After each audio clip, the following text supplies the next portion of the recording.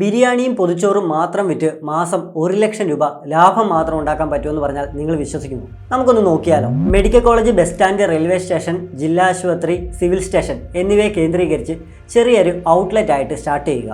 Outlet ആയതിനാൽ തന്നെ ഇരുന്ന് കഴിക്കാനുള്ള സൗകര്യം ഒരുക്കേണ്ട ആവശ്യമില്ല. നമ്മൾ ഇതൊരു പാഴ്സൽ കൗണ്ടർ ആയിട്ടാണ് സെറ്റ് ചെയ്യുന്നത്. ഡെയിലി 100 ബിരിയാണിയും 100 പൊതിച്ചോറുമാണ് നമ്മൾ സെയിൽസ് ടാർഗറ്റ് ചെയ്യുന്നത്. ബിരിയാണിക്ക് 100 രൂപയും പൊതിച്ചോറിന് 70 രൂപയായിട്ട് സങ്കല്പിക്കുക. അങ്ങനെയെങ്കിൽ ടോട്ടൽ 200 എണ്ണം പോയി കഴിയുമ്പോൾ നമുക്ക് ഏകദേശം 17,000 രൂപയുടെ സെയിൽസ് നടക്കുന്നു. ബിരിയാണിയിൽ നിന്ന് 50 രൂപയും പൊതിച്ചോറിൽ നിന്ന് 40 രൂപയും ലാഭം പ്രതീക്ഷിച്ചു കഴിഞ്ഞാൽ ടോട്ടൽ നമ്മൾക്ക് 9,000 രൂപ ചിലവുകളെല്ലാം കഴിഞ്ഞിട്ട് കിട്ടും. 25 ദിവസമാണ് നമ്മുടെ കട റണ്ണ് ചെയ്യുന്നതെങ്കിൽ നമ്മുടെ ടോട്ടൽ സെയിൽസ് 9,000 × 25 ഏകദേശം 2,25,000 രൂപ വരും. അതിൽ നിന്ന് മാസവാടക ഒരു 30,000 രൂപയും കറണ്ട് ചാർജ് ഒരു 5,000 രൂപയും സ്റ്റാഫിൻ്റെ എക്സ്പെൻസ് ഒരു 50,000 രൂപയും പിന്നീട് ബാക്കിയുള്ള ചിലവുകൾ പാഴ്സൽ കൊടുക്കാനായിട്ട് വരാനായിട്ടും പെട്രോൾ അടിക്കാനായിട്ടും ബാക്കിയുള്ള മിസ്ലീനിയസ് ചിലവുകളെല്ലാം കൂടെ 20,000 കൂട്ടിയാലും നമുക്ക് ടോട്ടൽ വരുന്നത് 1,05,000 രൂപ.